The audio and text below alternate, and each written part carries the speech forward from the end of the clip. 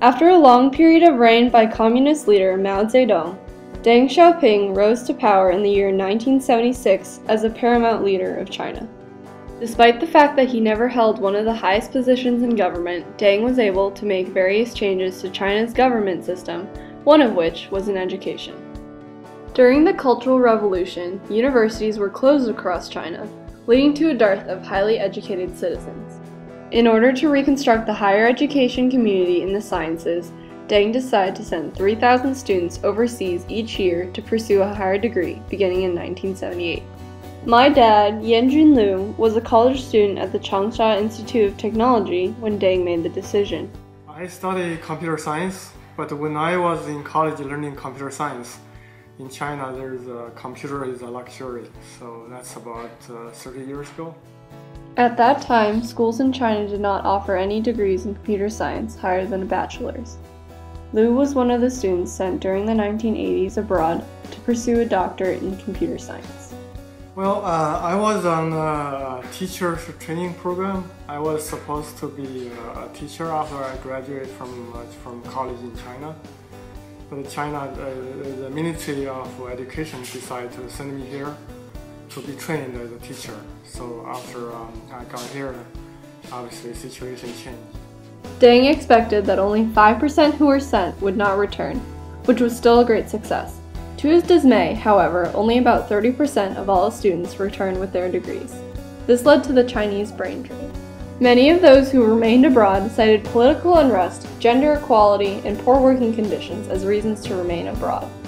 Well, after I got my degree in Case Western Reserve University. Actually, even before I graduated, there's political events in China. It's 1989. At that time, the United States government allow the government-sponsored students from China to stay in this country.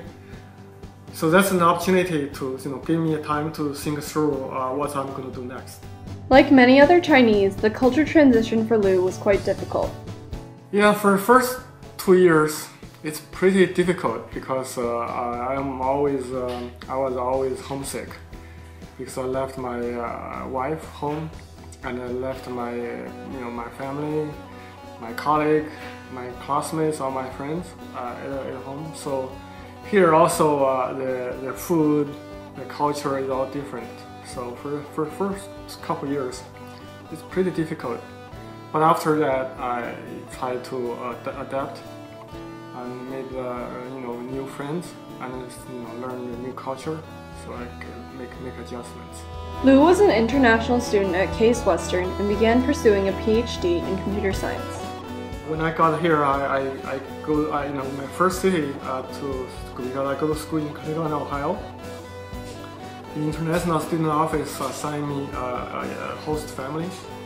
It's a gentleman that's it's older than me, but he's very warm, very welcome, and show me around in Cleveland, Ohio, and also give me some life pointers, how it's life for the small things.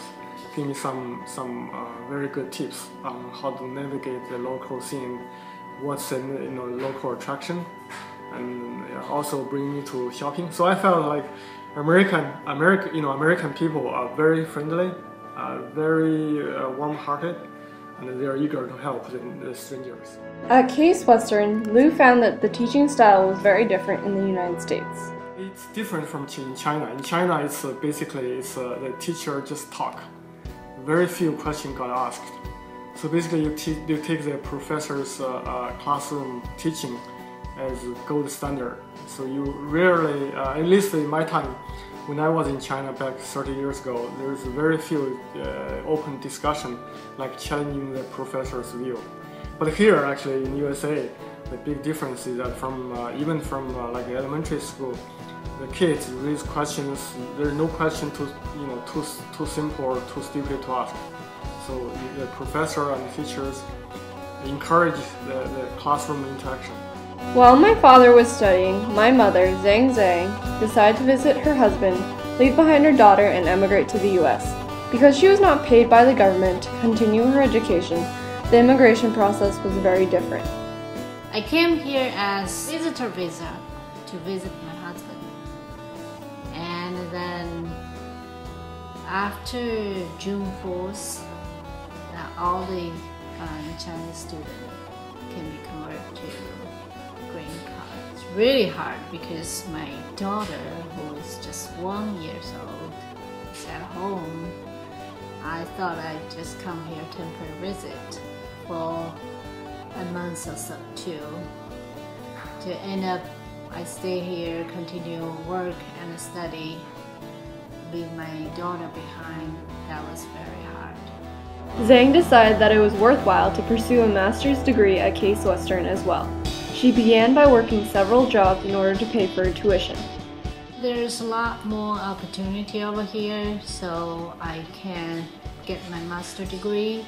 I can learn more, and then lots of more opportunity, so I can find a job. For my case, I went to a restaurant to work for 2 months as a waitress.